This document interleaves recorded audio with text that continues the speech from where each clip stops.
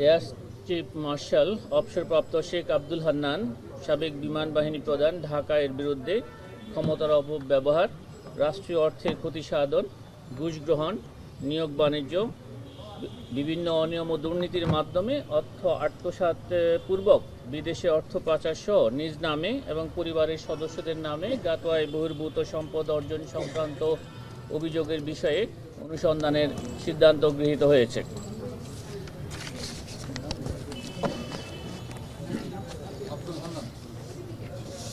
Air chief marshal অবসরপ্রাপ্ত শেখ আব্দুল হান্নান।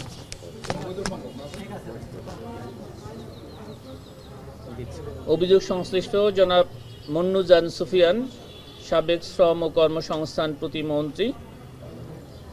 তিনি প্রতিমন্ত্রী হিসাবে দায়িত্ব পালনকালে তার উপর অর্পিত দায়িত্ব যথাযথভাবে পালন না করে পরস্পর যোগ সাজসে অপরাধমূলক অসদাচরণ ও ক্ষমতার অপব্যবহার পূর্বক নিজে লাভবান হয়ে অন্যকে লাভবান করার অভিপ্রায়ে শ্রম অধিদপ্তরের উপপরিচালক হতে পরিচালক পদের পদোন্নতি প্রদানের ক্ষেত্রে ডিপিসির সুপারিশকৃত গ্রেডেশন তালিকার ৩ নং ক্রমিকে থাকা জনাব শামীমা সুলতানা বারীকে বাদ দিয়ে ডিপিসির সুপারিশের বাইরে ১৬ নং ক্রমিকে থাকা মিজানুর রহমানকে পদোন্নতি প্রদান করায় জনাব মন্নুজান সুফিয়ান, সাবেক শ্রম ও কর্মসংস্থান প্রতিমন্ত্রী, এবং জনাব মিজানুর রহমান, পরিচালক, বিভাগীয় শ্রম অধিদপ্তর, খুলনার বিরুদ্ধে দুর্নীতি প্রতিরোধ আইন ১৯৪৭-এর এবং দণ্ডবিধির সংশ্লিষ্ট ধারায় একটি মামলা রুজুর সিদ্ধান্ত গৃহীত হয়েছে।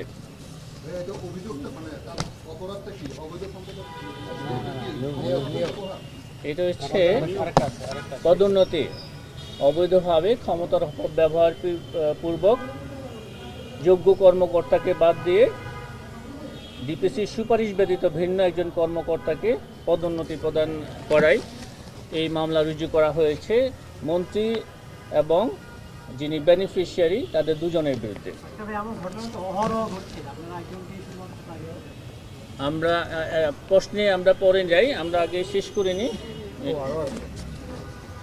অভিযোগ সংশ্লিষ্ট জনাব মন্নুজান সুফিয়ান, সাবেক শ্রম ও কর্মসংস্থান প্রতিমন্ত্রী হিসাবে দায়িত্ব পালনকালীন সময়ে শ্রম ও কর্মসংস্থান মন্ত্রণালয়ের আওতাধীন কল কারখানা ও প্রতিষ্ঠান অধিদপ্তরের সহকারী মহাপরিদর্শক হতে উপমহাপরিদর্শক পদে পদোন্নতি প্রদানের ক্ষেত্রে ডিপিসির পদোন্নতির জন্য সুপারিশকৃত যোগ্য প্রার্থী জনাব জবেদা খাতুনকে বাদ দিয়ে ক্ষমতার অপব্যবহারের মাধ্যমে গ্রেডেশন তালিকার ৪৮ নং ক্রমিকে থাকা আবদুল্লাহ আল সাকিব মুবারককে পদোন্নতি প্রদান করায় জনাব মন্নুজান সুফিয়ান এবং জনাব আবদুল্লাহ আল সাকিব মুবারক উপমহাপরিদর্শক চট্টগ্রামের বিরুদ্ধে দুর্নীতি প্রতিরোধ আইন ১৯৪৭ এবং দণ্ডবিধির সংশ্লিষ্ট ধারায় আরও একটি মামলা রুজুর সিদ্ধান্ত গৃহীত হয়েছে।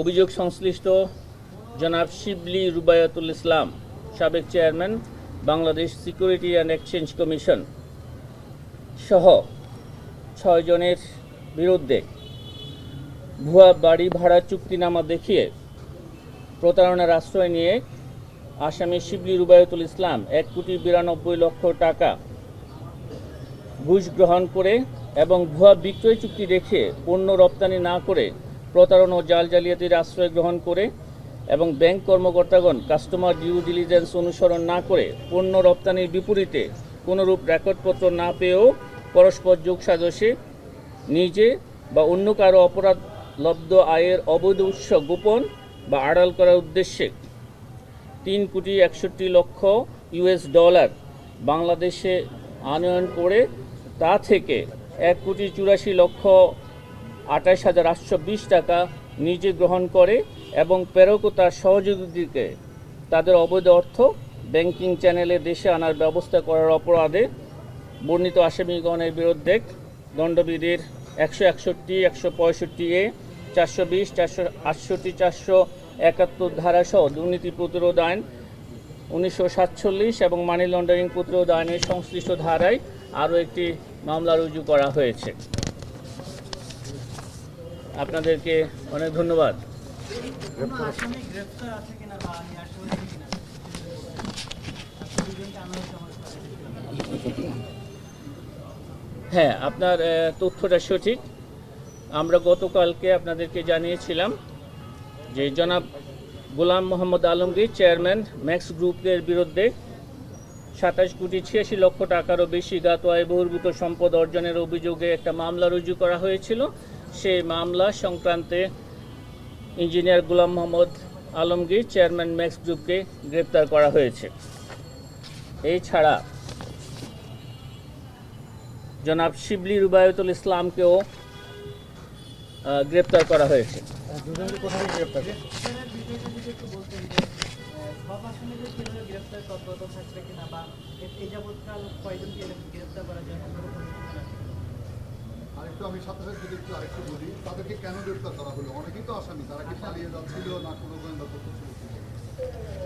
আমরা যাদেরকে এখানে এই মামলা সংক্রান্তে গ্রেপ্তার করা হয়েছে তারা সবাই বিদেশে পালিয়ে যাওয়ার চেষ্টা করছিলেন এবং সেই গোয়েন্দা তথ্যের ভিত্তিতেই আমাদের মামলা সংক্রান্তে তাদের গ্রেপ্তার করা হয়েছে এবং জনাব গোলাম মোহাম্মদ আলমগীরকে একটি বিদেশি পাসপোর্ট সহ উল্লেখযোগ্য পরিমাণ বৈদেশিক মুদ্রা সহ গ্রেপ্তার করা হয়েছে।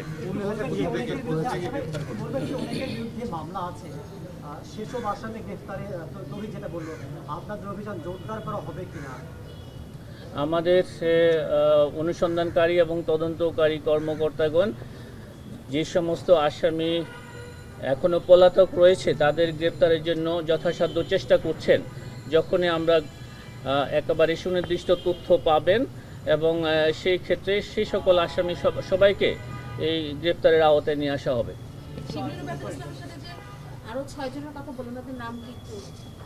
আমরা আপনাদেরকে এই বিষয়ে বিস্তারিত তথ্য দেব। আমাদের সহকর্মীরা সে আপনাদেরকে সেটা সরবরাহ করবে ডিটেলস।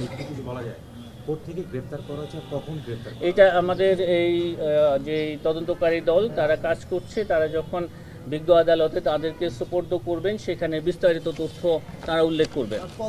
ধন্যবাদ। আপনারা আমাদেরকে সুনির্দিষ্ট তথ্য দেন বা সুনির্দিষ্ট কোনো অভিযোগ যদি আমাদের কাছে আপনারা দেন, যেই প্রতিষ্ঠান হোক আমরা তাদের বিরুদ্ধে ব্যবস্থা নেব। সুনির্দিষ্ট তথ্য আমাদের পেতে হবে।